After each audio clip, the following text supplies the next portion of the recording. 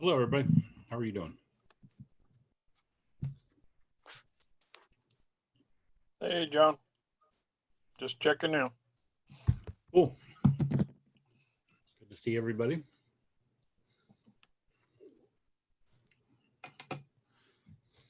As somebody used to say in the club, I guess it's better to be seen than viewed, right?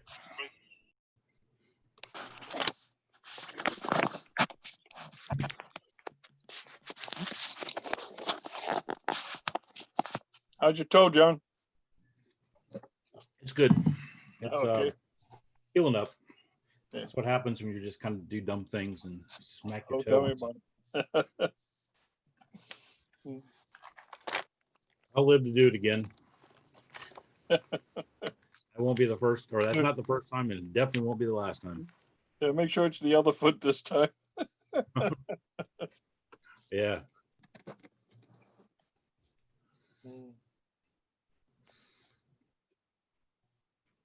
I have an uncle that does that very often. So Oh, I think I jeez. follow his footsteps. You need to wear shoes, man. Don't go barefooted. Probably I was in the house. I did that. Yep. Wasn't even outside. Diane did that probably 10 years ago when she was down in Bermuda. She was visiting with her brother. And she was running around the pool, and what was actually her ankle, it wasn't her toe. But she was hobbling around for a couple of months. Yep.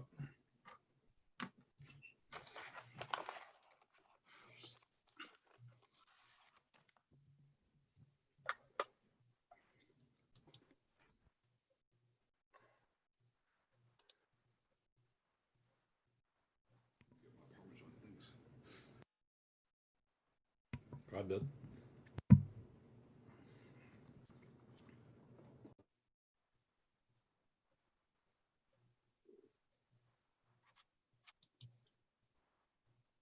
All right.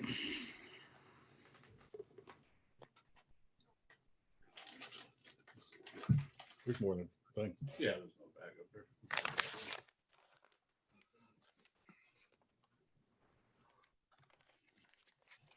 So Joe, you still working? Yeah, part-time. Kind of make up my own hours as I go on there. I'm lucky that way. Yeah. Yeah, so if you need me for any help through the week or to help you do something, just let me know. Okay. Really appreciate it. There's Ron. I'm here. How are you all this evening? We're good.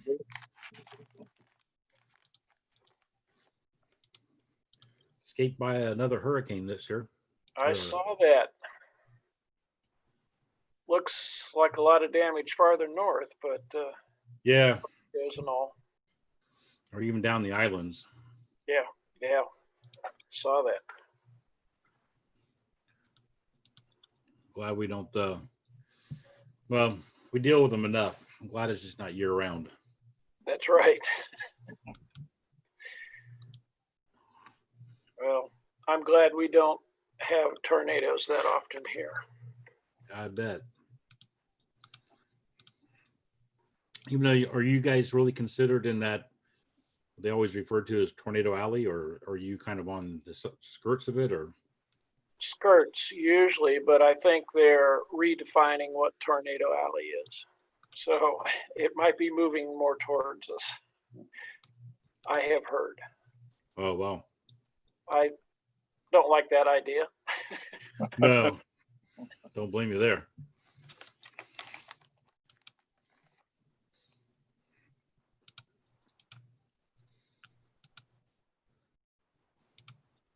Mr. Al, how are you doing?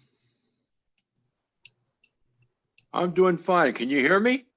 We can hear you. Oh, great. You know, this is all pretty new to me and interesting, but I'm having a good time.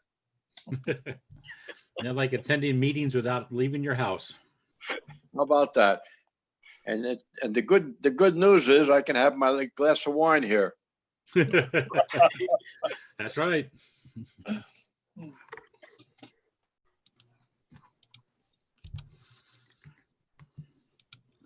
It is kind of refreshing at times not have to go anywhere to have a meeting, but I still kind of miss those in-person meetings.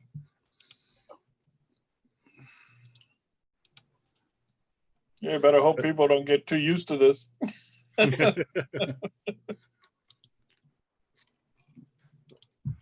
Might have to do something with like if Hamcation meetings start up and or start back up having them, face to face, we might have to sit there and still bring in Zoom for those that don't want to Didn't want to attend show in up. person.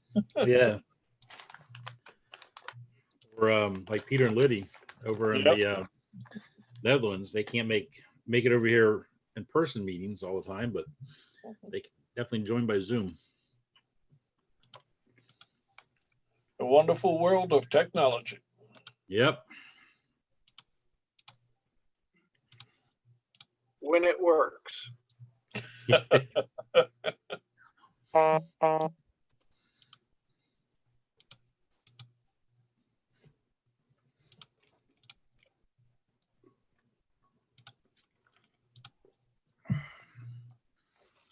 Still using our cups, Ron. Every day.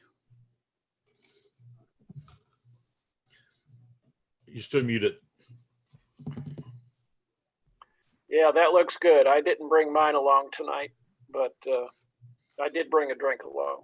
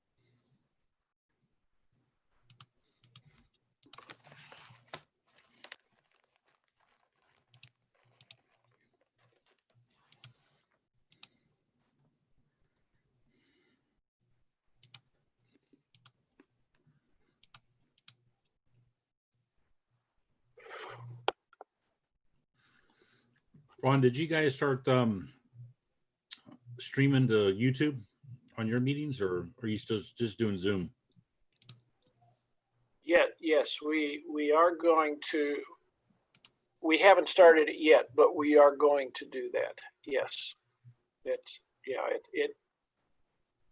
committee is a little slow in getting things together. Well, first Yeah. when we sat there and started doing the Zoom, we weren't sure the capacity and how well it was going to work. Mhm. And so we did a lot of testing, and so we set it up for YouTube, so at least the members could watch on YouTube and then correspond by the chat and Sure. stuff. But it worked. Zoom seems to be working well. We haven't hit our capacity yet, so right now we still have a limit of 100 connections, but we can up that if we need to. So Okay. We did go to the next level, 500, Mhm. and the first meeting it didn't work quite that well, so we had 100 in that meeting, and we did surpass it by a few. The last meeting was not as big, so we'll see what happens. Another meeting this Friday night. is there? Yes. Yeah, that one meeting we joined when you guys got to your capacity and Jack was trying to figure out how to get into it and to make sure it was working. That's when Yeah. Mike and I jumped out so that way some members could join in. Yeah. Or some of your other members join in. Well, we were able to get most people in, and as people left, we brought in others. So, but now we've got the 500 there. We can do that. Seems to be working. Good.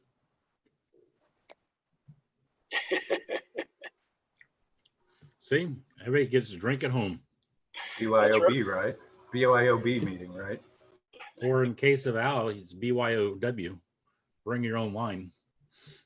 speaking of Al, I got a question for you, John. Okay.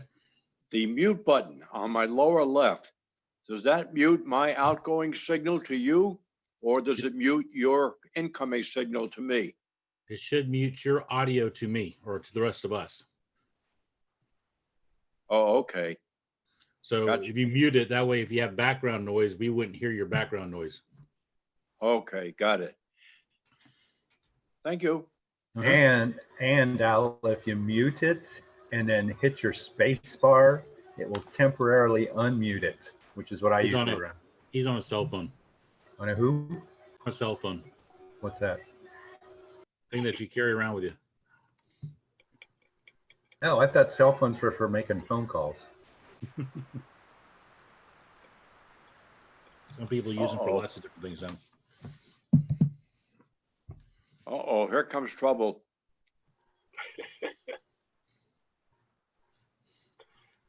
Hey, Dean, you're not out west? All right, Bob, you're not helping. Sorry, what was that? I was typing out an email. And make Al hungry. Dean, you're not out on it. You're not getting called out? No, I'm back. And in fact, I made the decision today to wait another week before I am available to be called again. Got too many other irons in the fire. Yeah, it was weird. I saw something that it started by a foreign object from a exhaust pipe started it. Oh yeah, yeah, that's the fire in Southern California. That's not the one I was on, but yeah.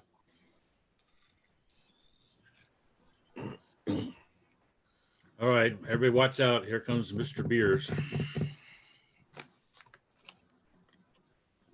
MT Beers, Mountain Beers? Where's Or is MTV? it just empty? He's just empty. Mitch is probably right behind him. Maybe not.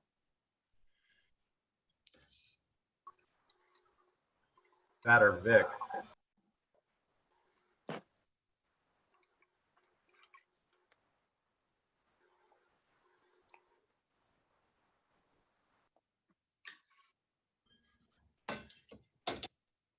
I got over an inch in the rain this afternoon. Wow, it poured here.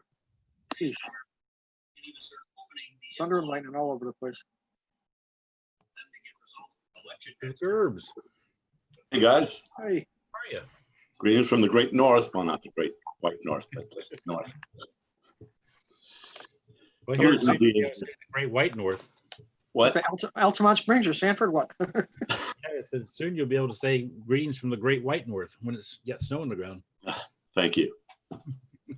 Hope everybody's doing well. I'm not going to be in here too long. I got my dad over for dinner tonight, but Okay. wanted to jump in and say hi to everybody. I see Rob's Oh, top of his head at least. I think that's him. And on a family room life. Okay. Meanwhile, the U.S. Postal Service will need a financial boost. there's Ron way over there. I see Ron. Up in Dayton. Cool. The Federal Appeals Court has reversed the judge's order that shut down the Dakota Access Environmental Review. U.S. Court of Appeals for the District of And Mr. BZY Kilroy. Meeting. I didn't want to make Al drool. Al's got a How full come face.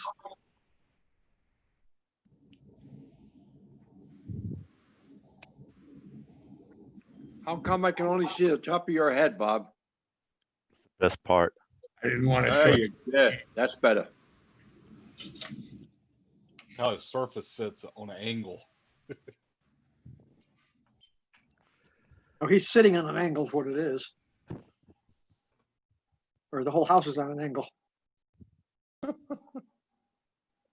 There you go. That's good. But then you can see me eating and I don't want Al to drool. He'll Hey. eat too.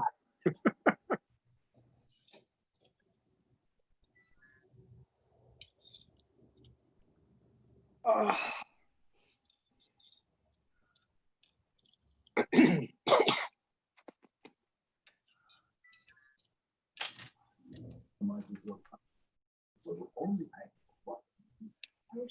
Hey, what's up, Al?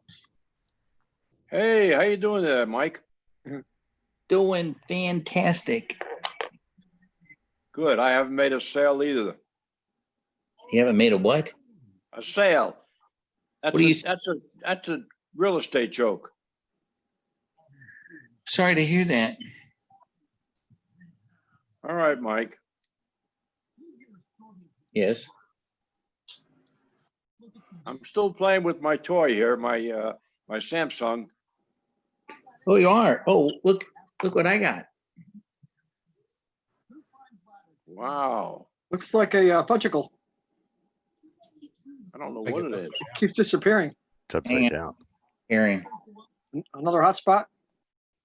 That's an open spot 3. How many do you have now? Gee whiz. It looks like a garage door opener. That's the open spot 3. You don't need a battery for it because there's a battery built in. It'll run about 8-9 hours. And Keeps with disappearing. a System Fusion radio, you can crosstalk D-Star, DMR, P25, NXDN, all the modes, one radio. But can you clip it to your visor and open the garage door? Yes. Can you talk analog? Yes. Wow, Jack, and you have that? Oh my- Hey, Mr. GW. Paul, Mr. Paul, Mr. Paul. Yeah, Yes. I think you got the same rig behind you that I have, the 746 Pro. Right. Yeah. Will I see you this Saturday Yes. for Obi's poker run? Okay. Yes. Yeah. That's actually a picture of my. I just took the picture of the rig. Yeah. I got the same one over here. Yeah. And that's my little mobile 2-meter 440 sitting on top of it. Well, that 746 Pro is a good rig, I'll tell you. I like mine. Yeah. Hey, Fred, did you see your message?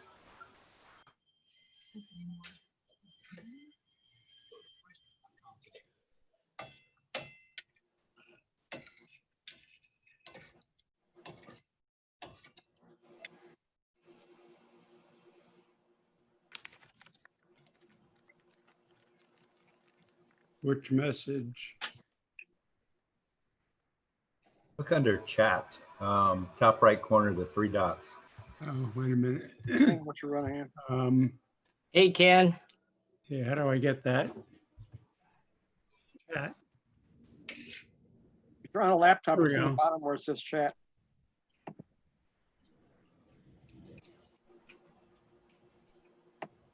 I don't have one. No.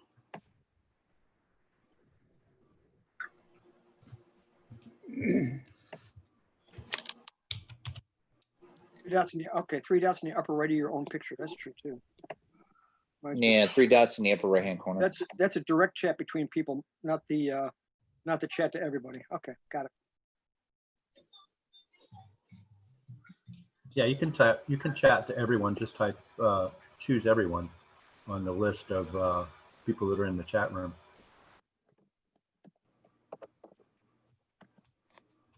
I can't type. I just sent you a message, Mike.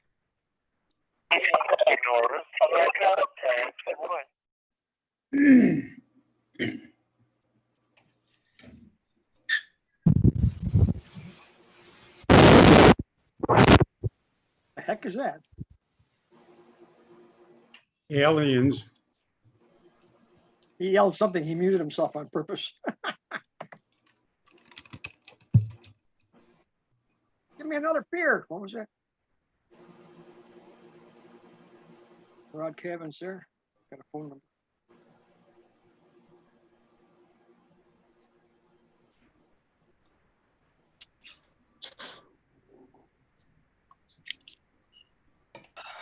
So I got 7 o'clock, but I'm going to wait another minute or two to see how many more people connect, since people are still connecting.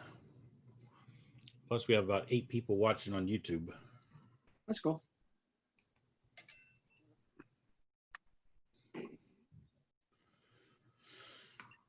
Oh, that's cute. That just popped up in the top left corner, live on YouTube.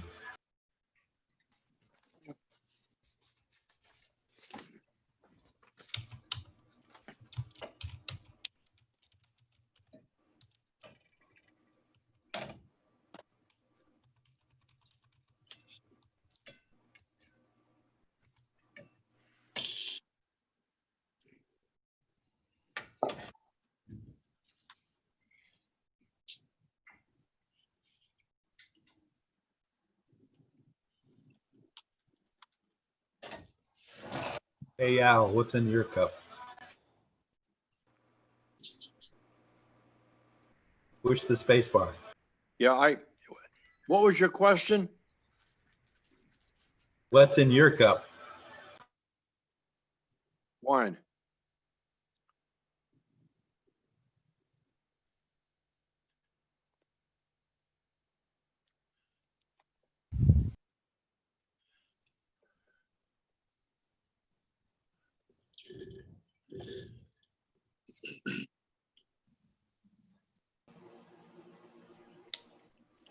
It's like Ken went a little extreme on the haircut. Yeah, I didn't want to mention it, but he did look like he got a little bit of an extra taken off there. Mm-hmm. At least he didn't do a vow. That was weird. Not as bad. Yeah, it's not as bad as Al's cut or Bob Cummins.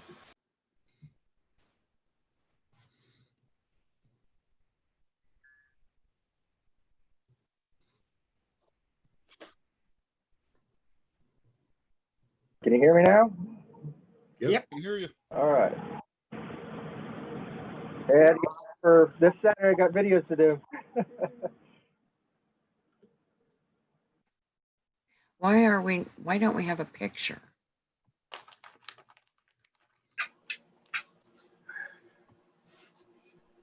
Open your screen up, bottom left corner. There we go. There she is. Yay, got it. That's good right there. All right. Hey, Christy. And yay.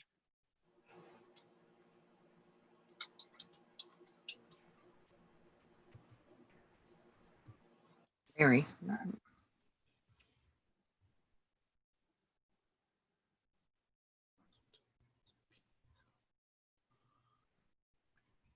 All right, we're going to go ahead and get started.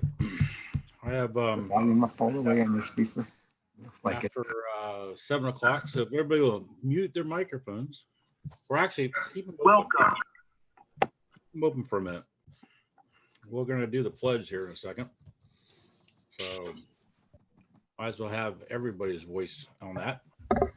Yeah. So since Mr. MT Beers, he's going out to get another beer, has a flag in the background as his virtual background, we'll use his flag. That's good. Here comes our guest speaker. We'll let Steve join in at first. There we go. All right. So if everybody repeat after us. Pledge allegiance to the flag of the United States of America, to the republic for which it stands, one nation, under God, indivisible, with liberty and justice for all. Amen. Glad to see the ones If you're that watching stood on up had all YouTube, don't pants. forget there's going to be a delay of about 8 to 10 seconds. About 35 is what I time, so anyway. It varies, depends on your Yeah. connection speed. All right, so now if everybody will go ahead and mute their microphones. So we'll go through our list here of what we're going to talk about. First, I want to welcome aboard again this evening, Ron and Jack from Dayton Amateur Radio Association. Here comes Mark, actually. Mark's come join us too. Check that out. We are special. That's good. I like having people joining us. And Mark from Huntsville Hamfest is joining us now. So as he gets set up.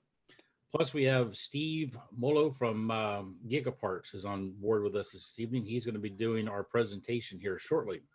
So, but first we're going to go through a few things. Let me just say real quick, Rick Perone has actually been working very hard to bring the membership database back up to date. Since we had our COVID-19 challenges and haven't had a meeting in person for several months, nor did we even do some virtual ones until about 2 months ago. Things got a little behind on getting things updated, making sure everybody was in there right. And also for some of you guys, you didn't realize that you had expired, your membership had expired. So Rick's been working really hard on getting contact with everybody that memberships has expired, letting them know that we still like to have you as a member. And we like for you to bring your membership dues up to speed and how to do that. So a lot of you guys have responded. A lot of you guys have sat there and taken care of that. And we do definitely appreciate that very much. So I just want to say a huge thank you to Rick currently, who's taking care of the database. And of course to Ray as a past membership chairman for taking care of it for several years. Ray did an excellent job. Ray actually retired from his job in this past December, planning on doing some bunch of traveling around the country. And then COVID came around and put a hold on that for right now. But he asked about stepping down so that way somebody else could take it over while he was traveling. So I asked Rick. Rick was the one that kind of developed the database, brought it up to speed for us a couple years ago, and Rick agreed to it after I twisted his arm about off, but he agreed to it. So appreciate you guys taking care of that. It's a huge help to me and to the rest of the membership. Somebody's taking care of that. So if you still need to update your membership, please do so. You can always email membership@oerc.org, and Rick is very fast on responding back to people. Sometimes I think he has it set up in his email that an alarm goes off on his alarm clock, and he gets up and goes and responds to him because he normally sleeps during the day because he works the night shift, and he's still responding to people during the day. So huge thank you guys. Ray, if you're on here, I'm not sure if you're watching maybe on YouTube. I'm not seeing you connected to Zoom at the moment, but if you're on there, please thank you again for everything you did in the past couple of years on being a membership chairman. So I just want to let everybody know the status of Beardall Senior Center, where we hold our monthly meetings, is still closed because of COVID-19. I do not foresee that opening at any time in the future for the simple reason with being a senior center and the high risk for seniors and COVID-19. I don't foresee that opening up to maybe sometime next year. Have not been told that officially. That's just my own assumption because of what's going on and the spike of increased positive cases here. I just don't see that happening for a while. So we'll definitely sit there and keep everybody up to date. If things change where we're not doing the virtual anymore, going to go back to doing our normal face-to-face meetings, we'll definitely get the word out to everybody. Then also next month's listening post, we are going to put an article in there about how everybody can buy their Christmas dinner tickets. We are still planning on having our Christmas dinner until we're told we can't do it. We're going to plan on having it because we're not doing our normal meetings where we sell the tickets at, starting usually in the September, October, November meetings. We'll have to do it a different way, which will be pretty much let us know that you are interested, how many tickets you want.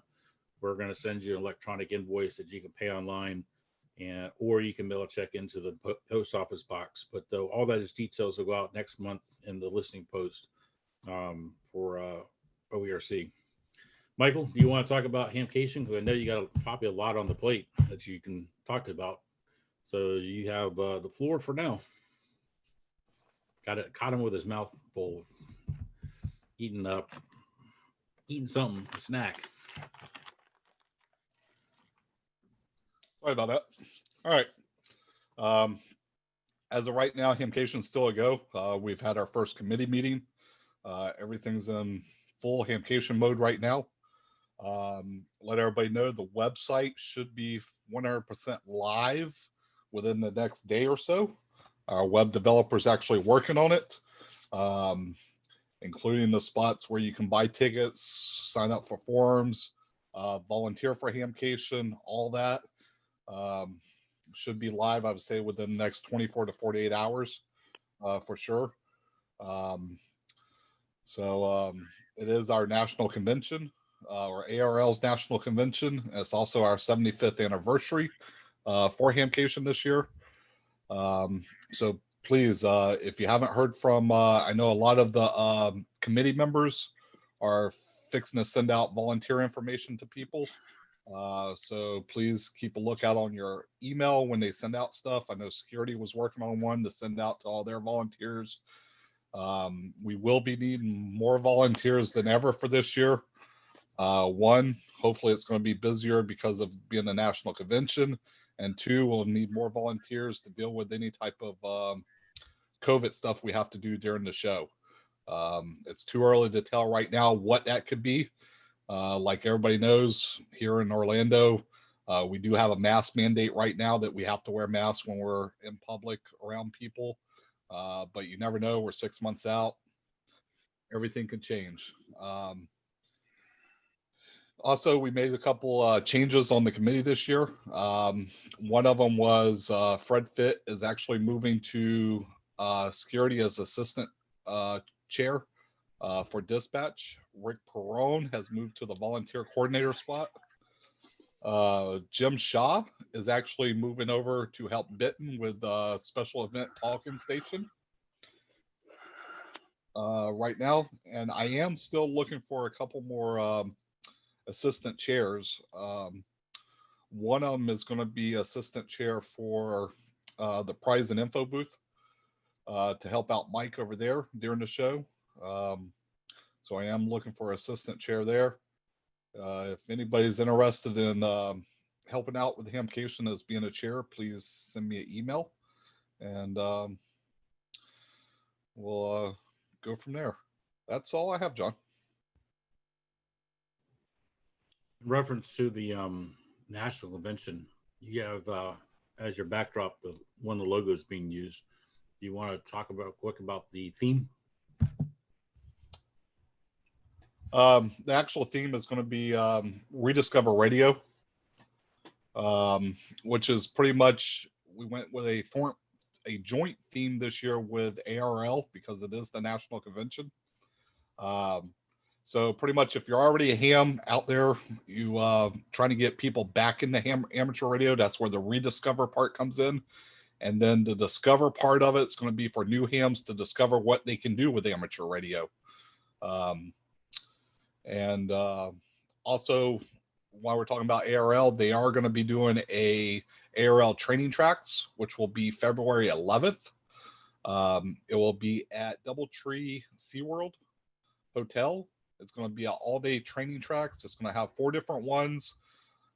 Pretty much you'll be in one track all day. At lunchtime, everybody come together for a ARL luncheon with a keynote speaker. Then everybody will go back to their training track for that day and finish it up. Within the next probably about 2 weeks, we should be getting a press release out what the actual training tracks are and how to sign up with ARL for that. That's it, John.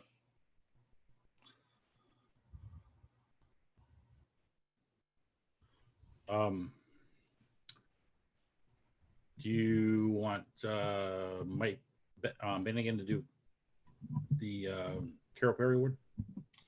He can, yes. Mike.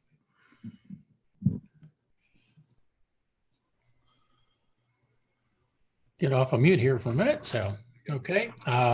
With the Hamcation website going live, we are now opening up the nominations for the Carol Perry Award.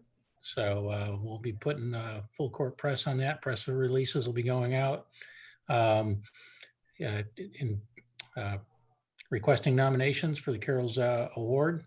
They'll be open till November 1st, and we'll be, as far as promotions, we're going to start tomorrow night. I'll be on Lamar's Zoom meeting, and then also we're on, get my list here.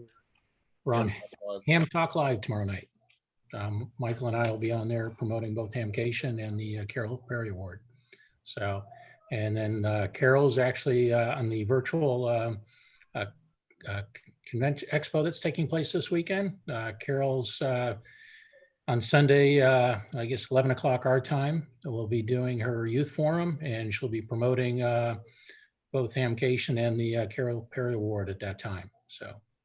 And we'll see about getting on a couple more of the amateur radio talk shows here over the next 2 weeks, promoting both Hamcation and the Carol Perry Award. So if you've got any amateur, well, it doesn't actually have to be an amateur.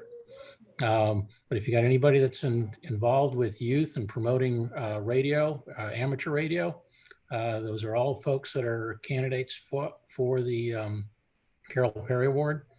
The award winner we had last year was, I mean, fairly new to radio, but she's been heavily involved in education and promoting radio. She's been very involved in the ARIS organization. And so she's been working with youth. She's been working with other educators to promote radio. And then she's also had the position of the ambassador to the International Space Station for arranging contacts, youth contacts with that. So she turned around, that was Melissa Poor that received it last year. She made it down to Hamcation back in February. It's the first time that she's been down, and she had the time of her life down there. So she's already looking at trying to make it back down to Hamcation here next February. So, but we got the form online. It's up and running up on the website. And if you've got anybody, get their submit their name in. It'd be much appreciated. Okay. All right, appreciate it, Mike. Mike mentioned it, so we'll make sure everybody's aware of what's going on. This weekend is the QSO Today Ham Expo. That's actually all going to be online. If you go to QSO Today, hamexpo.com, you can actually register for tickets. Tickets are free. It actually starts, it's kind of, the schedule is a little bit confusing, but it looks like it starts Friday night at 8:45 p.m. our time. And we'll run through, I guess, on Sunday or maybe late Saturday night. Late Saturday night, it looks like. Trying to look at their schedule. But it is a virtual Hamfest. There are lots of speakers. There are many different sponsors between ICOM, Flex Radio, RT Systems, DX Engineering, Gigaparts, RF Finder, Rig Expert, Comet Antennas, and Elecraft. And then there's other vendors that will also be there that you can visit virtually. They're going to visit their booth virtually. So if you're interested, again, if you just go to QSO Today, hamexpo.com, it's the first thing or first time this has ever been done like this. So we'll have to see what it's like. But best part, it's free. So check it out. And if you're interested to go, hope to, maybe we'll virtually run into you in the hallways at the expo and stuff. So with that, let me just go around real quick. If you are online with us right now, do some club updates. If you are online and want to give a club update for your club, you got a couple seconds to let us know what's going on. Maybe you're not meeting yet. Maybe you're doing things virtually. You can just give everybody an idea what's going on. So if anybody's interested, they'll know how to get in touch with you. Let's go to Al in QCWA. Al, are you still online? There he is. Got to find his mute button.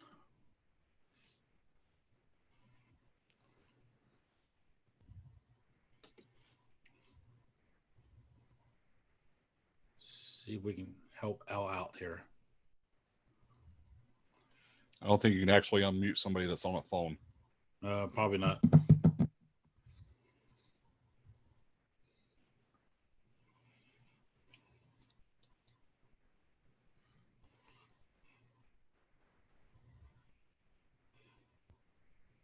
Well, Al's looking for his mute button there.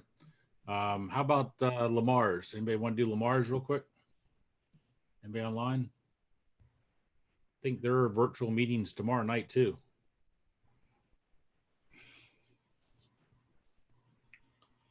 Not see anybody going on. How about Jerry? I saw you got on board there. Do you want to do cert? Oh, Al got unmuted. Let's go back to Al real quick. Okay, I don't know what the question was, but the QCWA, same as everybody else, no meetings until we get this resolved. And I canceled the net last night because of the weather, but I did make the traders net. Anyway, I was checking in on the SVTN. That's why I'm a little bit late, but thank you, W2AS. Thanks, Al. Appreciate it. Anybody for Lamar's? Real quick, go back to Lamar's. Well, I'm not doing Lamar's anymore. Okay. How about Jerry? You wanted anything about CERT? Orlando CERT? Can you hear me, John? Sure can. Okay.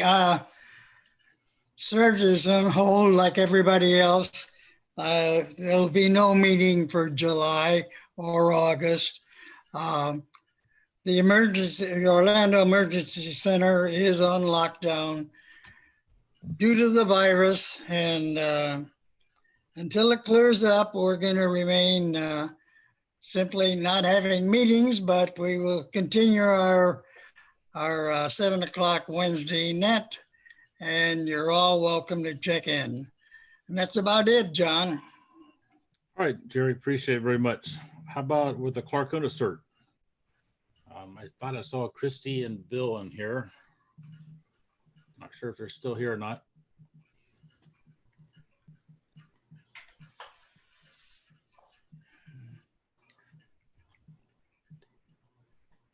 Might be looking for that mute button.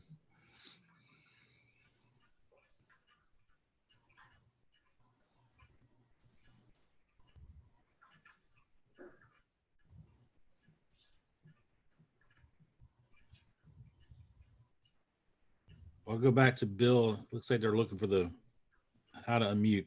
Bob, did you have anything for flaws? And on hold right now too. Also, just I don't think they're having a meeting recently, and also the only thing I can say is like the repeaters up at the 7-6 site, the beacons are still working, thank God, and not that if we couldn't get in there to work on them if we needed to. Yeah. All right, let's go to anybody from Deers. Wasn't sure anybody from Deers joined us tonight. Lara. Oh, let's go back to, I'm sorry, I skipped over. Let's do radio scouting. Ken, I know you have a couple updates. All right, can you hear me now? All right. Can you hear me now? All right. Yeah. So we have two things going on. In September, we're doing a virtual radio merit badge. Now, this year we had planned to do 200 radio merit badges over the course of 12 months. They're going to cram 300 of them in September. I need hams to are willing to assist in grading these because it's a lot of work to go through 15 pages per scout for 300 scouts each week. So if there's any hams out there willing to assist, you go PDF, you go through the different questions. They're going to draw out what a diagram is, a schematic, a block diagram, what the FTC, just a lot of tech stuff. And all you're doing is just grading and approving it. The second one is we will be meeting live in October. We are doing Jamboree in the Air. The camp is doing 50%, so we'll have 750 scouts each Saturday at 5 Saturdays that we're going to be needing people on. So if anybody missed their field day or wants to do field day again, we got 5 more days for you to come practice. We'll want to have as many scouts on as we can. Since there's going to be fewer scouts this year, we'll have more airtime for them. And you can contact me at radioscoutingus@gmail.com.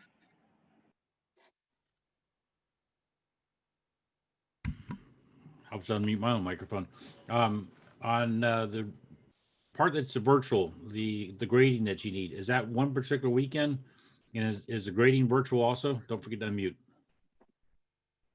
The grading is virtual, which means I've got to do hourly classes each week on a particular day.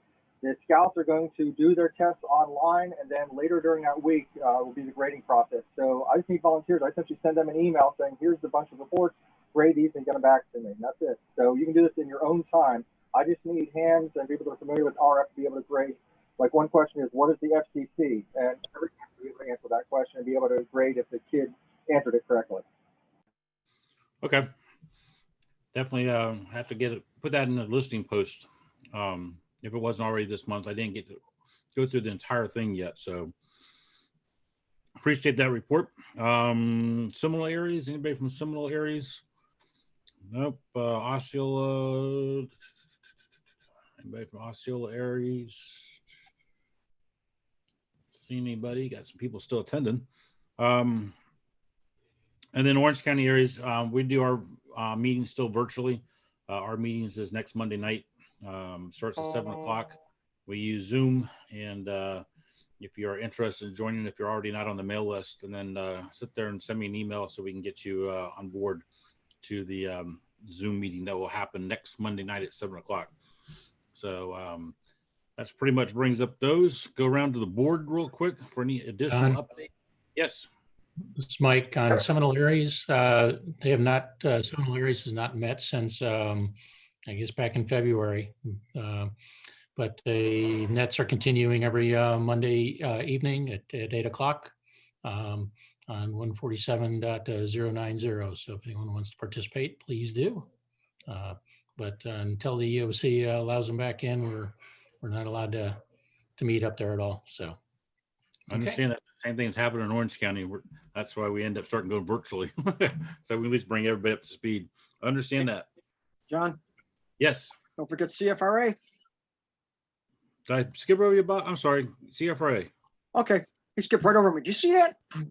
Anyway, thanks, John. The Central Florida Repeater Association, like just about every other club, is on terminal hold right now. Usually the last Wednesday of the month. I did stop by Perkins. I think it was 3 weeks ago or 4 weeks ago. They're open, like they're gonna have seating, no more than 6 people at a table, but they will not allow any gatherings like we've had. So right now CFRA is just on terminal hold. And we'll whatever. We're not doing any virtual meetings, just a small club, just more of a social thing. But when it comes back up, it comes back up. Okay. Real quick, let's go around to the board, and then Steve can start his presentation right afterwards. Michael, did you have anything further? Only thing I had, just let everybody know that's ordered name tags, the plastic ones from OERC within the last 3-4 months. I did put in an order today to get them done. So once we get them in, even if you haven't paid for it yet, we'll go ahead and mail it out to you since we're not meeting. So everybody will have them. But if anybody has ordered any, I would say since the first of the year, I did put in an order. So look for that here soon. All right, appreciate it. Anna. Good evening, everybody. I don't have anything tonight. Okay. And since Dean's right there and unmuted at the moment, Dean, did you have anything as a board member? No, nothing new this month. Hopefully I'll have something next month. Okay. All right, Bobbin, should have actually asked you while you were connected or unmuted. Nothing for the club today, Michael. I mean, John, well, Michael too. Nothing for the club. Okay. And let's go to Bob C. As we don't have any place to meet any lately, we haven't had any test sessions, but boy, the demand is out there. I got a hunch that when we finally do have a meeting and we do open up testing, we're going to probably have 20 or 30 people sitting down looking to take tests. That's it. Okay. Tony, I know you're connected. Evening, everybody. Nothing new here, John. Thanks. Okay. James.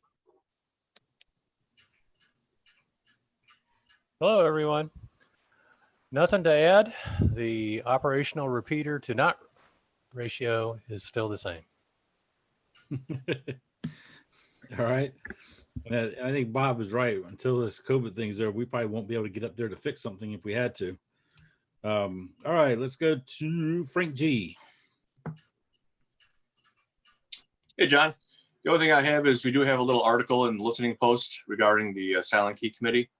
If anyone would like a sticker to put on equipment, contact either myself or Frank Tagliani, and we will get those out to you. And the easiest way anybody can do that is by sending an email to sk@oerc.org. It goes to both Frank and Frank. It goes to the double Franks. So, all right, appreciate it, guys. All right, let's go to Steve. Steve, I know you're online, sir, somewhere. I saw you a minute ago. There you go, Steve. And we're ready for your presentation. All right, now I just got to pull up the screen here. Everybody hear me? Yep. There you go.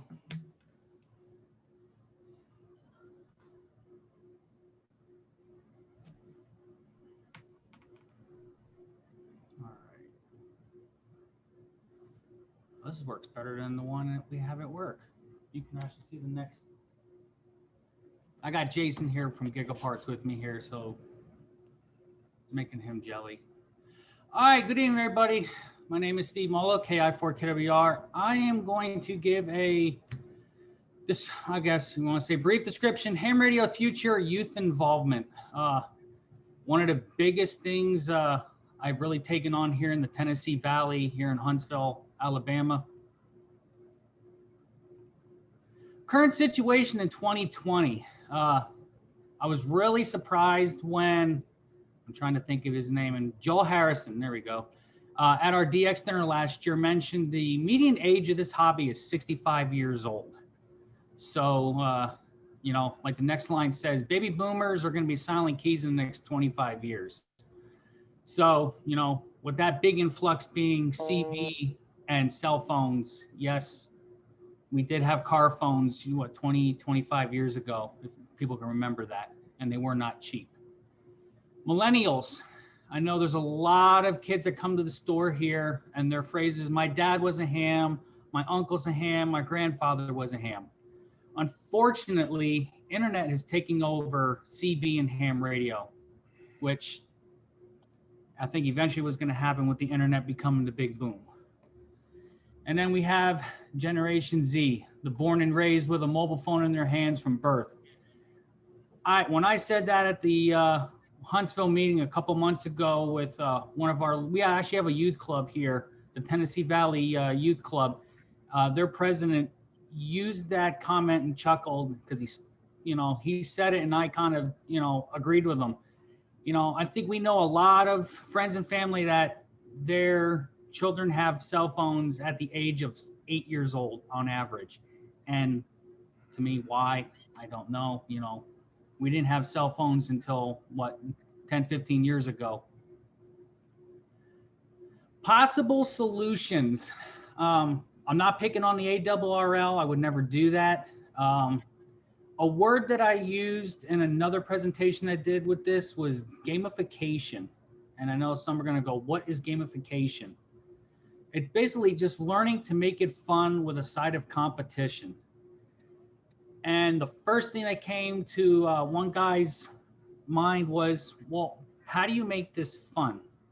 Well, I'm putting, to me, just of course, just my opinion, put this in the ARRL's, hands.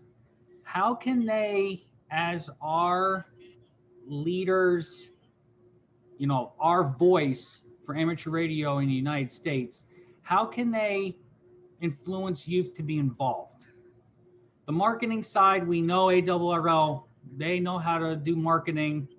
They have, I'm trying to think of, at least I know of 2 youth events a year, but we also have section managers. We've got the division directors, the vice directors. We have Hamfest and conventions. How many events, and I'm going to pick on, Hamcation because we all go there every February. And, granted, I've got booths and some of the others have booths in some capacity or running it like Mike and a few of the others I see here. And do we see a lot of youth there? I will say yes.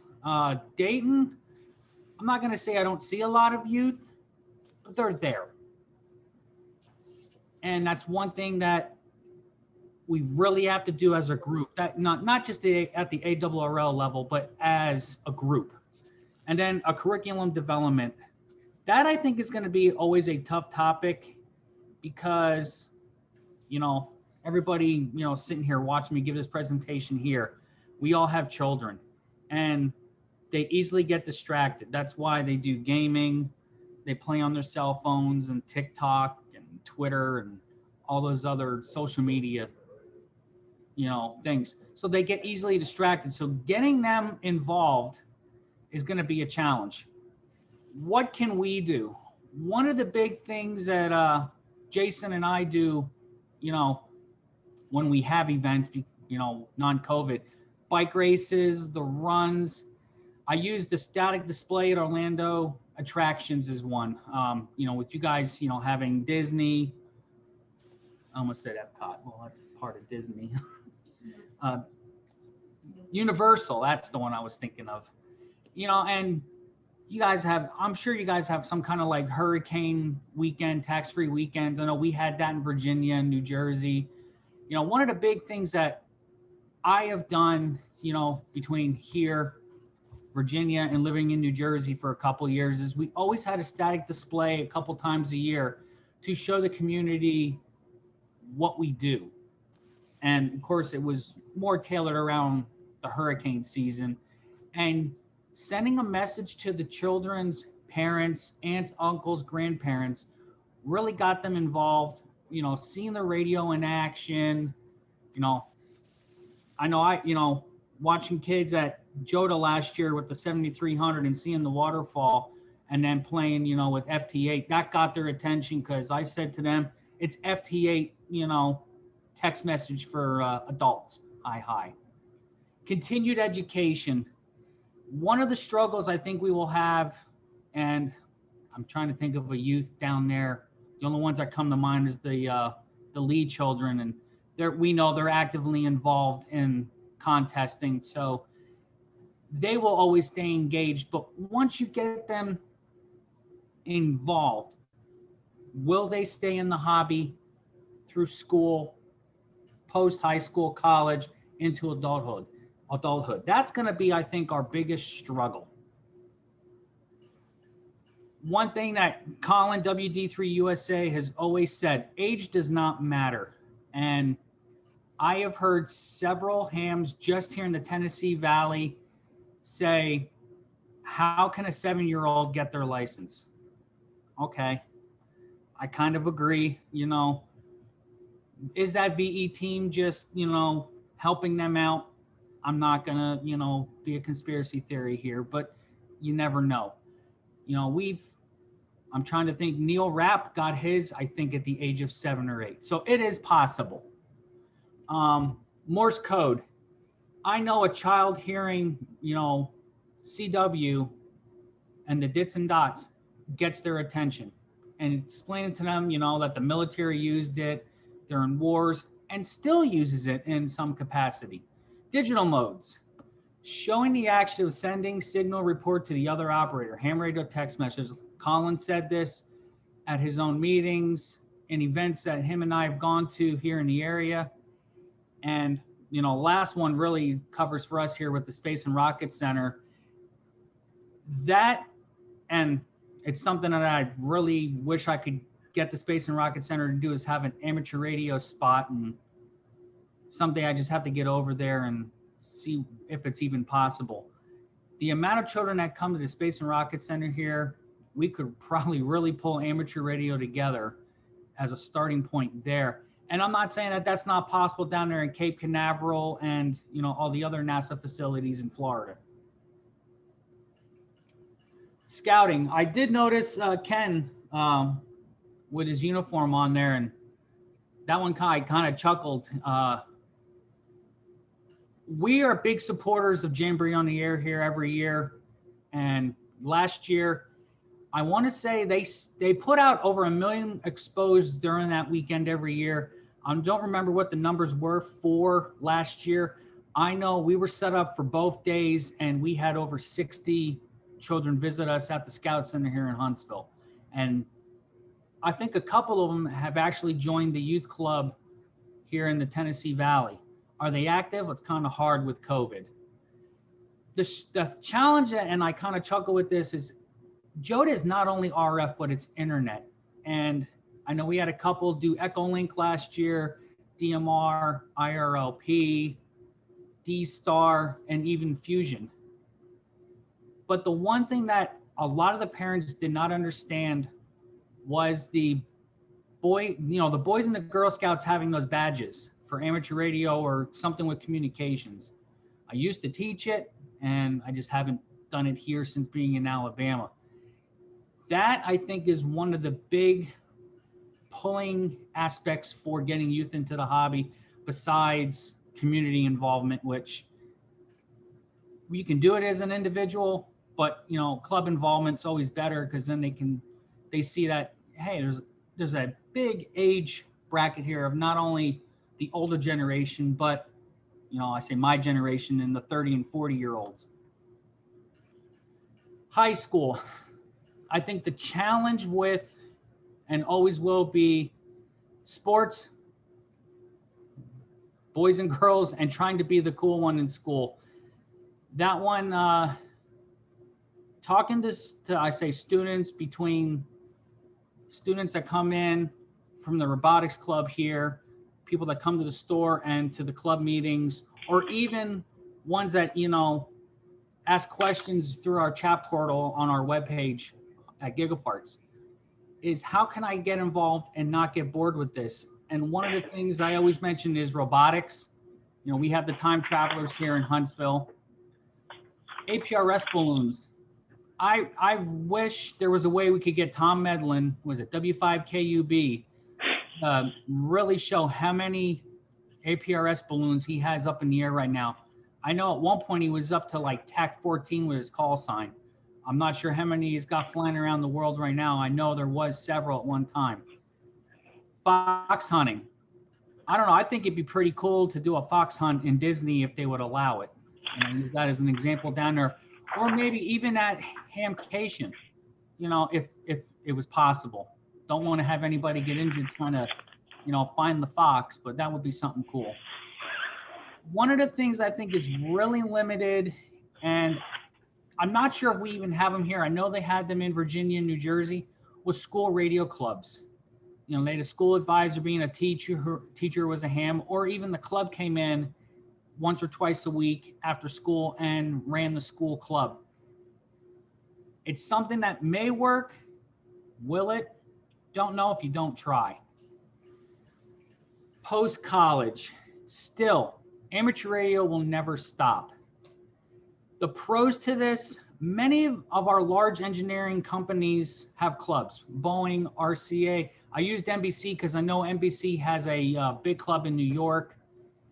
I think that the advantage to that is they have the money to invest in the technology and provide the advice. The cons to it, though, most of them are retirees. And I don't know, if I tried to bring my 14-year-old to one of those clubs, the first thing she's going to say is, Dad, they're so old and I'm bored. And I don't want to see that. I don't think anybody else would want to see that. Another thing is, do those clubs even allow youth in their clubs? And that really goes to all around, not only these clubs, but ham radio clubs. There are clubs that only allow 18 and above to be in their club. And I question why, and I never get a definitive answer. And that, I don't know, that's a tough one. Attendance. A lot of clubs rely on web pages. And, we're using Zoom. We're all using Zoom. I'm sure you guys have an email list. We've got email lists here. It keeps everybody engaged. If the youth has their cell phone in their hand, you sure darn well know they're getting email. So if they get an email, that might be your only way of getting attendance out of them, unless they're really involved. Activities, I can't think of anything else but, building an antenna, radio science, building a radio. There are several kits out there. If you want to spend the money to build a K3 or a K3S, the Ambitix, which is a real easy radio to build. Teaching solar weather and propagation is probably one of the biggest ones that we have done here with the youth club. And that really got their attention in the fall before, of course, COVID took over. and showing them here in my shack during the 10-meter contest how solar weather and especially gray line affects just 10 meters. They were really amazed. One advantage we do have in the US is the Youth on the Air steering committee that I definitely have to piggyback Neil Rapp on. I tried to get him to give me some kind of feedback and I didn't get nothing. Bryant here, local in Alabama. I know I talked to him last year about this at the Huntsville Ham Fest, and this should have been happening. If it wasn't going to happen, it was going to happen soon. Up in Cincinnati, of course, COVID canceled it. And US is not the only one to have a Youth on the Air. We have the Yoda group. We sent, was it 2018? We sent Faith Hannah to, I think it was South Africa. This year it was supposed to be in, I forget where it was supposed to be now. I don't remember. It was supposed to be definitely overseas, but this was something that I know Bryant and Neil have been really leaning towards for years, and now it's happening up there in Cincinnati at the I'm drawing a blank at what the place is called, but it's up there in Cincinnati. Voice of America Museum. Yes, thanks. And in conclusion, I use my crazy picture on the Gigaparts webpage. If we don't get the youth involved, this hobby is going to die in the next 20 to 25 years. I don't want to see it, and I'm sure the club doesn't want to see it. Hamcation doesn't want to see it. Hamvention doesn't want to see it, because I did see some Hamvention reps there. Huntsville, I know Mark was on here. I said the big three Hamfests, every year in the US. We don't want to see this become a dying art. And if we don't get youth involved, that's what's going to happen. Does anybody have any questions or comments?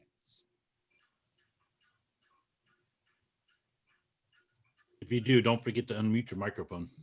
I noticed you didn't mention anything about any of the digital forms as far as voice over IP stuff, such as D-Star Fusion or any of that.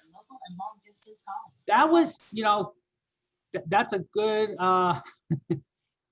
we talked about that here in the Tennessee Valley Club a few months ago before the whole COVID situation. And one of the things that Colin, KD3 USA, and it's probably his opinion, of course, is do you want them to be on D-Star, Fusion, DMR?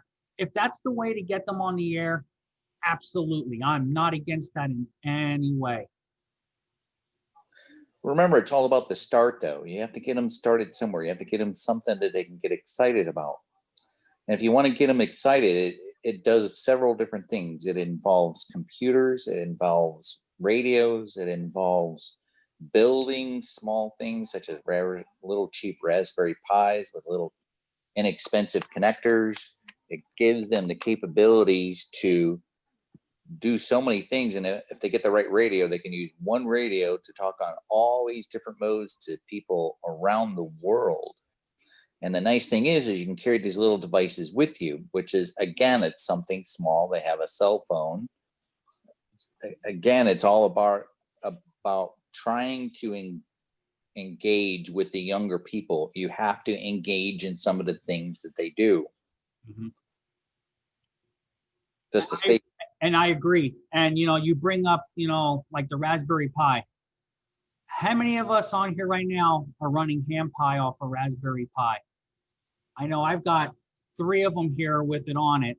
And one of them is going to be a DX cluster for the North Alabama DX and Alabama Contest Group. I just have to finish it. And, there is so much you can do with a Raspberry Pi. And, that's one thing I did not mention is the Raspberry Pis. It's a, $40 board per se. Add a, 32 or 64 gig, little, mini SD card, sky's the limit. And nothing stops them from designing something. Yep. You got to way to get them involved. And one of the things that I was really upset to see last month was the Virginia Air and Space Museum got rid of their amateur radio station in Hampton, Virginia. And when I talked to a couple of the club members up there, they were told literally in an email, not even a courtesy, we're going to be shutting it down at the end of the year, it's going away with no warning.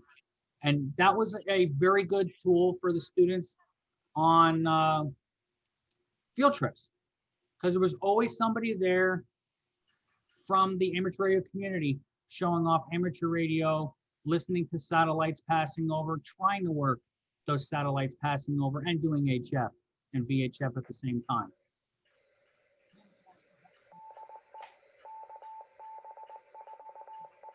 You know, another thing they can get involved with too is those little cheap, inexpensive little devices like Dean has that you can hook up to your computer, and you can listen to all different variations of things. Like the SDR plays or something. Yeah, like the little SDR, and they're not that expensive. You can sometimes listening gets you started and gets you interested. One of the things, and I was going to actually get looking at and I left my questions at work today, but one of the questions I had for the group was, how much youth involvement down there is there? And then the follow question is, with the contesters that may be here, how many have youth in their contesting teams or groups? I can answer part of that. The biggest problem that we have here locally in Florida is on the school side.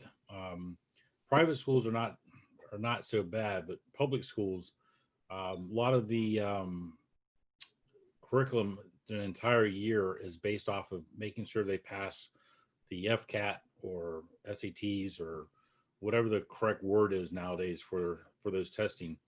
And that's what they go for all year long and stuff. About once a year, most of the schools will have some type of teach-in day where they'll bring in people from all different types of professions and hobbies and stuff, and usually amateur radio is involved in one day, and it might be a certain grade level, or it may be a grade level one part of the day and a second grade level a different part of the day, and you get a few minutes to teach them about amateur radio.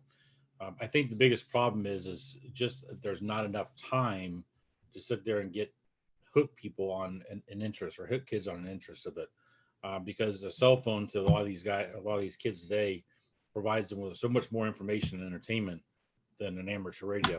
So there's not as much as we like to have down here, and it's still something that we are working on, and hope to have bigger improvements. One of the things that we also obviously do at Hamcation, as you know, is Carol Perry comes in and does the youth forum for us also. So that helps tremendously with getting some people down here and getting some youth involvement. When Ken became, got highly involved in the Scouts and getting the amateur radio part of the Scouts and the merit badge and stuff going, that helped tremendously also. So hopefully with even Ken's involvement, things will pick up for us as far as youth involvement. Plus this year at Hamcation, we brought Ken in also to do the merit badge during Hamcation, which was, I think, first ever for that, for a Hamfest to actually have youth in. I think he had around 20 something, if I remember right. Youth there walking around learning about amateur radio, which was good. We had, can you hear me? Yeah. We had 17 scouts, and we had about 25 people, including all the adults, go through it. At the council level, we restarted our program after being closed for over 10 years. We broke the national JOTA records 2 years in a row. We're set to break it this year again. We might still break it because we're doing 750 scouts each Saturday in October. So unfortunately, our JOTA is going to be limited to 750 because of the camp clause. Normally, we do 2,000 each weekend. So we have a lot going on. The Nationals picked up. We are restarting our program in West Texas because our council is so active that a lot of other places are starting to copy it. Morse code. We have a encrypt decrypt game. They're learning Morse code through osmosis, and we expect within about a week or so that they will actually learn most of the Morse code and actually get a translation script because they are so quick to learn.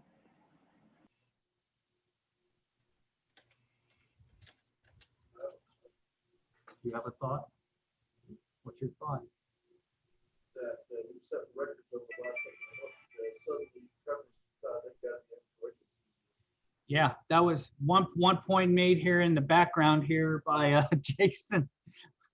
Is one of the big things that we have noticed, I would say since what, March? Yeah. March, is the amount of, and I know people cringe when I say the word preppers, but preppers getting in this hobby and some getting their license, some not getting their license and just finding equipment, that has really got people into the hobby and interested overall. Is that good? Sure.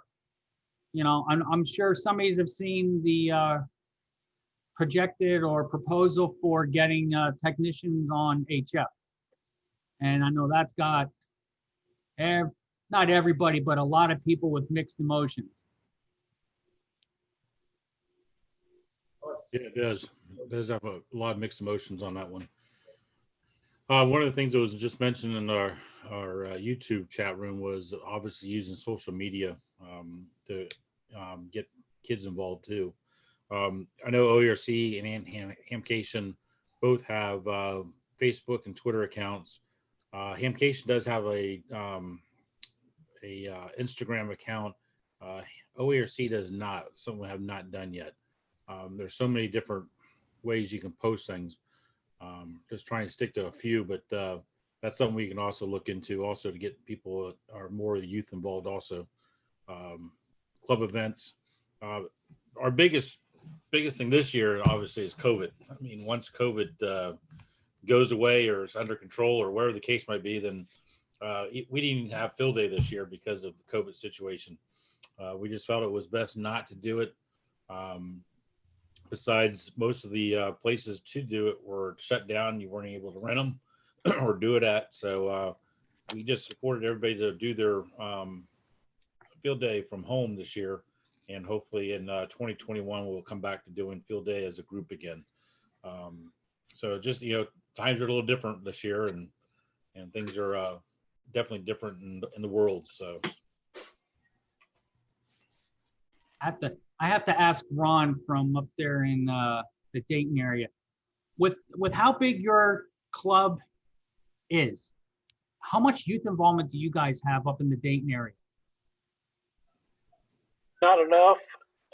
We do have, well, during Hamvention, we do have the youth forum, Carol Perry, and we also have a large area in one of the buildings for older youth. And that has worked out well. That's been very busy. We're starting a club with the extension service up here, a 4-H club. It'll be based on radio, and 4-H is working with us real well on that. Of course, everything is at a standstill right now with COVID. So we have a venture crew, a Boy Scout group actually that is involved with the club. They're not real big yet, but we're trying to work with them. Beyond that, that's about it at the moment. Yeah, I wasn't trying to put you on the spot or anything. I just, I know you're busy, every May up there, of course, well, year round, getting it all prepared. I know a few of us, just like I said, in Orlando, we have booths. I try to always bring enough, at least 20 to 25 t-shirts in the kids size, because to me, it's free advertising, but you do have some mom and dads that do bring their kids, and there are a few that do have HTs or are interested. They're just, mom and dad feel they're too young to get their license yet. But I think, hey, give them some swag, and they may, keep it in their mind, hey, I can be a ham operator too. I'd ask, and I'm trying to think, because I know last year I saw where the youth forum was when I walked over there to give a gift certificate, and there was a fair good amount of youth in there. It was, mixed age. It wasn't young, I don't want to say elementary, but middle school, high school, and some college there. So you're making efforts. I mean, I'm not, especially with you saying the 4-H club now, you got to start somewhere. Yeah, the county sheriff in Greene County, actually, he and I are working together with the extension office, and we've got equipment ready, we've got people ready to help out. We have an area, the extension service opened up an area in their building for us that we're going to wall off and make into a radio room. They also have a meeting room. Actually, it was Forum 4 up there, and that room is available to us. So, things are starting there. It's like I said, it's with COVID that put everything at a standstill, but we have big hopes for that area. Good. I noticed reading the chat here, Ken, youth perspective. One thing that Ken says here is the hardest is getting help from the ham stations, volunteers. If we don't all, chip in somehow, we don't know what's going to happen. All we can do is try. Mark, do you got anything from, just about half an hour away from me to say? I have a comment for Steve. Yeah. In regards to what you were saying about getting people into ham radio, I've got a friend who is extremely smart with Apple stuff, internet stuff, devices, software, that whole gamut. Very impressive guy.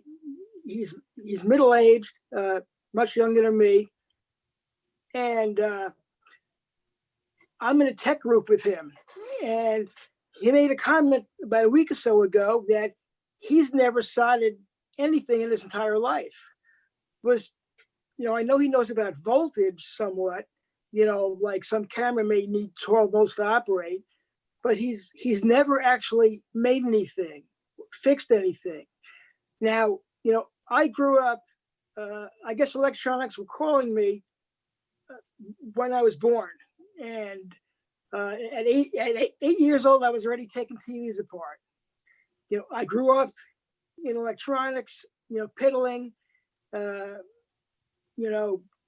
had electronics in school, in my science class, I guess 6th grade. And I kind of knew what was going on. I knew I was so far ahead of the class, amps, ohms, relationship, volts, everything, Then I got my license like when I was in 7th grade, my novice, I was like 12 or whatever, 13.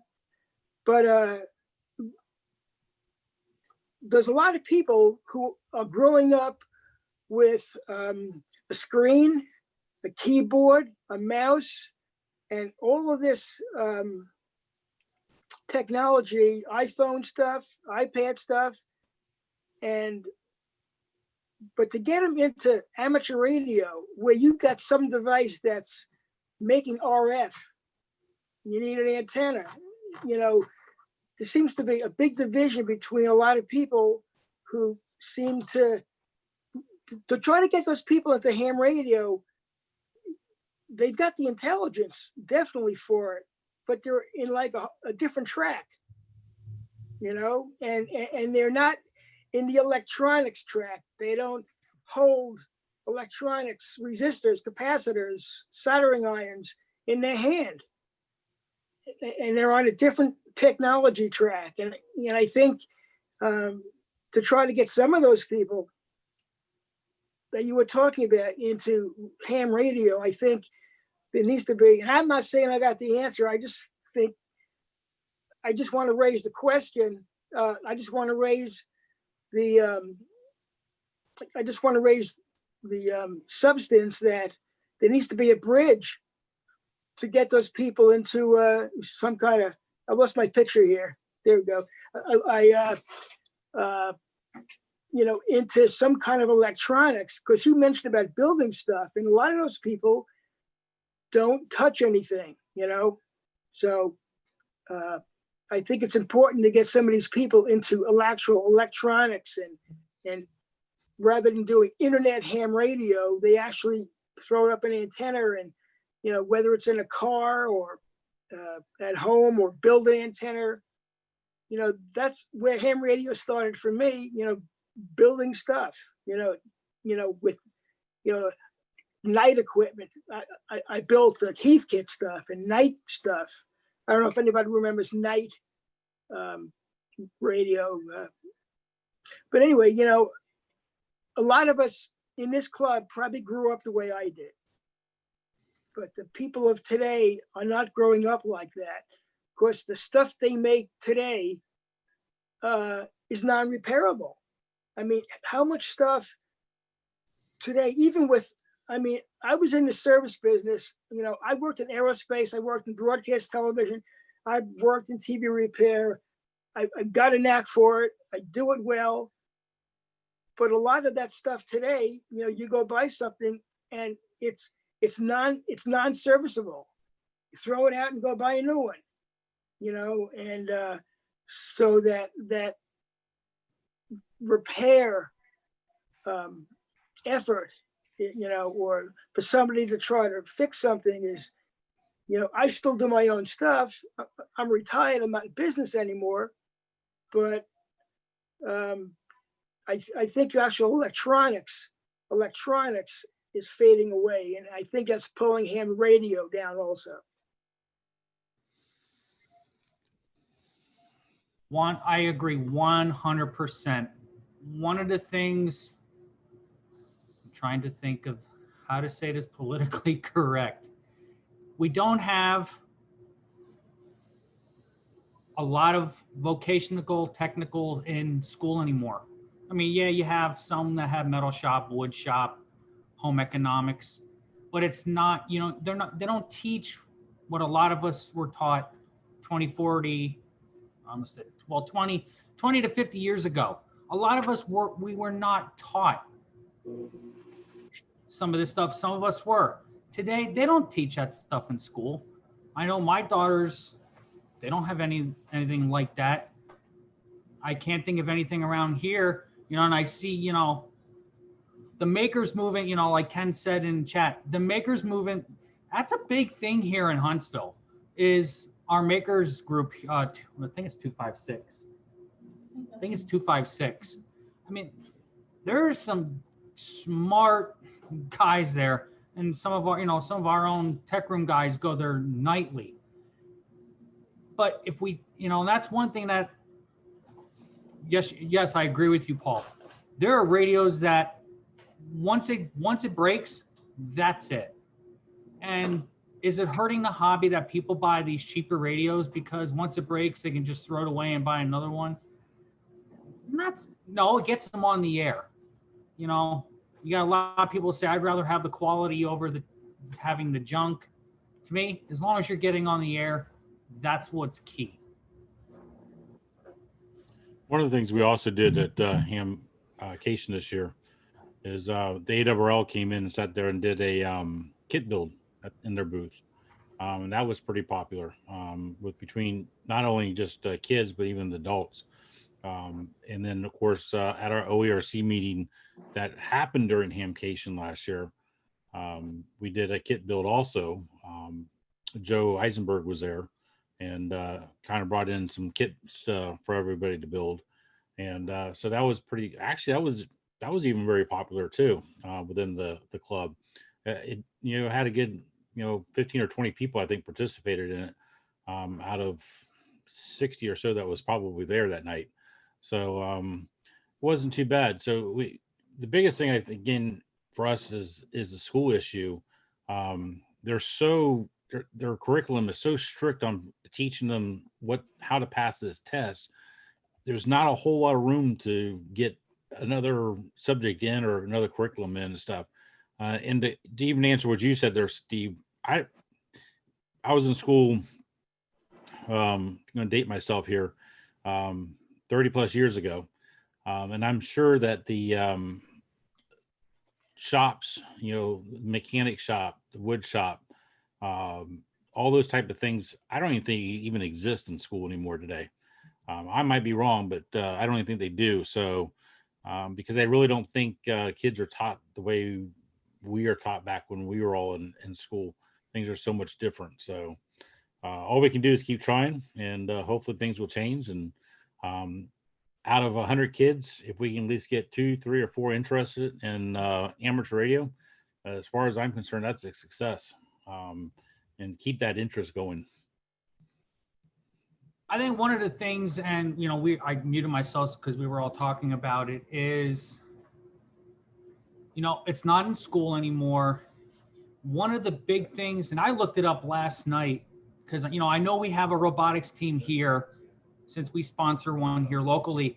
Just in a 25-mile radius, we have 17 robotics clubs. 3 of them mentioned that they build the robots from the ground up. There is there's parts they've got to, acquire, but two groups definitely, they do the soldering, they do the wiring, they do everything from beginning to end. Someone's got to be teaching them. And I know our local group here, we've got Elmers, that are from the North Alabama DX Club, Huntsville Club, and even I know some of them come from NASA and Lockheed Martin. I know not everybody has, that kind of availability of that kind of stuff, but it's there.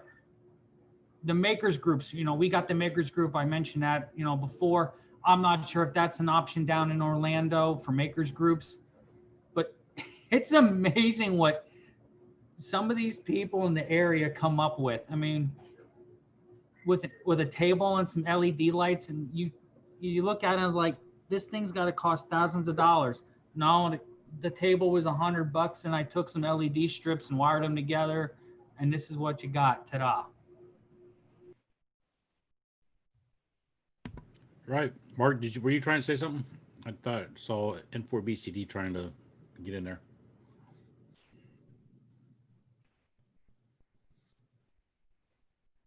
Not yet.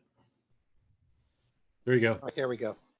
Yeah, good evening. And Steve, well, actually, Ron, thanks for the email invite. I'm glad I joined tonight. Steve, I wasn't aware that you were so heavily involved in the local youth activity and promotion. We need to talk some more privately about that. By the way, for folks who don't know me, I'm Mark N4BCD. I'm the chairman of the Huntsville Hamfest, and we're still licking our wounds. We would have had our local Hamfest in just a couple of weeks, but it looks like Orlando has got a lock on the big Hamfest for the last year, and we're all keeping our fingers crossed for this year. But yeah, back to this this training, for youth focus. We struggle. We wring our hands locally, regionally, and nationally on how to bring youth into the hobby. We recognize that it's a nationwide problem, maybe perhaps worldwide. And I think one of the most important things is that we need to find that magic recipe. We need to find that recipe that hooks kids, gets them interested, and keeps them interested. And I think a big part of that is involving the Bryant Rascals, the Lee family, the kids, what works for them, and take that recipe and figure out how to package it and promote it on the local level. That's all I have. Back to you, Steve.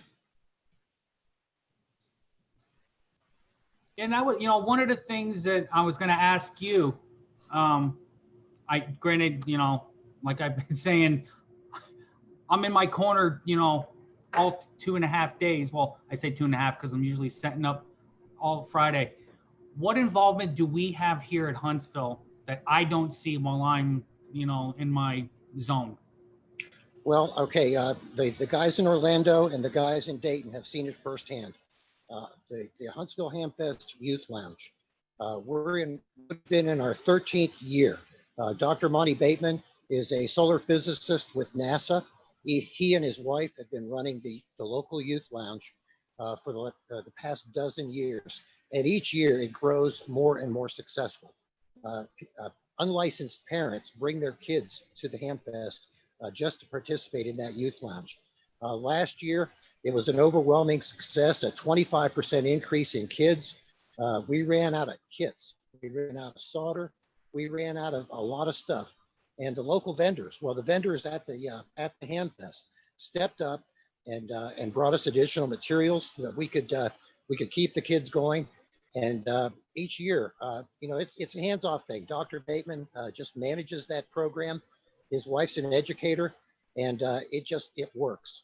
And I know the Orlando guys and the Dayton guys have seen it, and we just want to keep that going. One of the things, and I was really wishing that W4DXCC was happening next month in Pigeon Forge. I think if it was going to happen, they actually were going to have a youth presentation of some sort, not by me. I think we were actually going to see if we could get Colin to come up, from the area here, even if it was just for the day, and get a 14-year-old's perspective of this hobby. And it's tough because I can't speak for every club. I can't speak for for everybody more than anything. But the big thing is we're doing something at the show, and I kind of poke out to everybody that is watching here on Zoom and YouTube. What else can we do as a group, as clubs, individuals, at our conventions and our shows, club meetings, and even out at public events? Is there a solid answer? Absolutely not. All we can do is try and keep trying. I don't want to say give up. Ken with the Boy Scouts, all 3 Hamfests, do something. The club, there's clubs that have youth involvement, but I think I've really probably struck a nerve, maybe with a few that are watching tonight, on the youth involvement and clubs that don't even allow youth in their clubs because they feel it should be a adult only thing. That's always a possibility. But I know at OERC, we welcome them in. It's just the fact of, I guess you could say our part of Florida, there's a lot of retirees, and just now I have to work on that all of our retiree members to help get their grandkids involved in amateur radio. The biggest thing I think is more than anything is just keeping that interest. Amateur radio is not interesting to everybody. Not everybody wants to sit there and talk on radio or even care about talking on the radio. Whether it's normal DX or RF communications or what Mike Beers was bringing up a little while ago, talking through the internet through a hotspot. Some people just don't have that interest. They're happy with their cell phone and what their cell phone provides them and stuff. So biggest thing is just getting that interest and keeping that interest with everybody. So maybe everybody can take that back and start working on your grandkids and see about getting them interested in amateur radio. Watching here on Zoom, I see a lot of guys that don't have virtual backgrounds up and actually sitting at probably their ham station at the moment. So you probably got an impressive station and stuff that maybe your grandkids like, maybe they don't. but see what you can do to get them involved and bring them to the different club events, especially once COVID is over with. So we'll get ready to start wrapping things up. And does anybody have any other questions for Steve? I didn't have a question, but just a comment that Steve was making about the maker organizations. I know locally, actually at the fairgrounds, there's actually a maker fair that happens there every year. And the last few years, our Deers have actually had a booth set up there, Disney Emergency Amateur Radio Services, and promoting amateur radio during that also. So that's something to look at. I know Dayton actually has a maker fair up there. It was very close to the same time as Hamvention, I believe, within a month or so. I thought, no, they changed it. No, it's in the fall. It is a big event, and we were probably a third of the event. We had a large area set up. We had both the Dara truck, and we had the X-Horn trailer there. I think we made over 200 kits with the kids that were there. So it's a big event, and it does get a lot of activity. The other part of that, and I know this is a little bit different than what Steve was talking about, but I think an area that we seem to forget all the time is men, women, whoever between the ages of 50 and 65, the people that are about ready to retire, and they start thinking, do I want to sit there in front of the tube and have a beer in one hand, the changer in the other, and die in 6 months? Those guys at the Maker Fair, they would bring their kids with them, but they would also ask for themselves. There were people there that were hams long ago. How do I get back involved with it? And we were able to help with that, and we put on classes. So that's another area that I think we forget about sometimes. Yeah, back to my point about the maker fairs, though, it's something that organizations can do. I'm pretty sure almost every area has some type of maker fair going on now that they can check into and see about setting up a little booth or something and advertise amateur radio. At least most of the maker fairs, it is kind of in the same electronic realm type of thing, so it might be a little easier to get youth, or like Ron said, even people fixing to retire, looking for a new hobby or want to get back into ham radio type of thing. So that could be something else people can look at. All right, any other questions? Trying to check both areas out between YouTube and Yeah, Zoom. I sent a message on YouTube, but nobody's come back with any messages. So okay. Sounds good. Steve, thank you very much for coming in tonight and doing a presentation. You brought up a great discussion, I think. There's always been a topic here that needs improvement on in our local area. And obviously it just takes a little work on getting some dedicated people behind to getting that done. Seems like sometimes we have our irons in a lot of fires and not enough time to put them in another fire at times. So need to get some more people involved in that. So thank you very much for coming in tonight and doing that. You're Appreciate welcome. it. You're welcome. And definitely look forward to seeing you guys in February. Let's keep our fingers crossed. Yep. So, all right, real quick, I just want to make another quick announcement. Next month, Steve actually brought it up, but next month on September the 2nd was our next virtual OARC meeting. Neil Rapp will actually be doing a presentation. Neil Rapp's call sign is WB9VPG. Say that really quick. He's going to do a presentation on the 2021 Youth on the Air for Region 2, or YOTA event. The event was supposed to happen in 2020, but because of the COVID situation, it got postponed until next year. And Neil has agreed to come in and do a presentation virtually on the event. Just so everybody knows, Hamcation is one of the several major sponsors of Yoda on the Air or Youth on the Air event.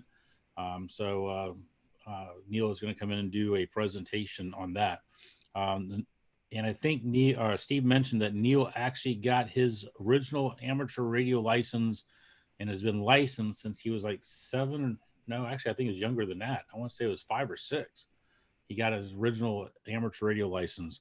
So he's been a ham radio operator for quite a while. So always looking for his viewpoints. If you want to listen to Neil Rapp tomorrow night, again, Michael and Mike will be on the Neil Rapp's program, Ham Talk Live.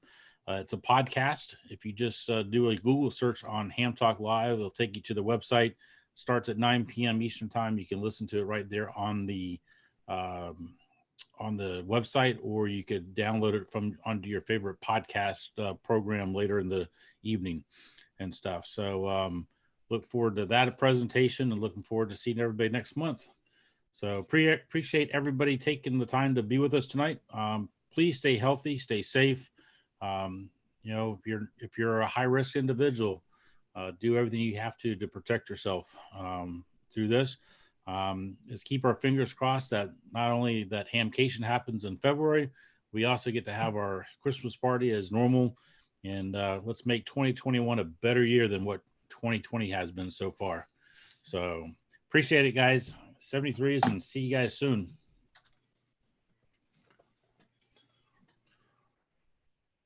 If Ron and Mark and Michael could stick around for a few minutes as everybody drops off, I got a question for you guys. So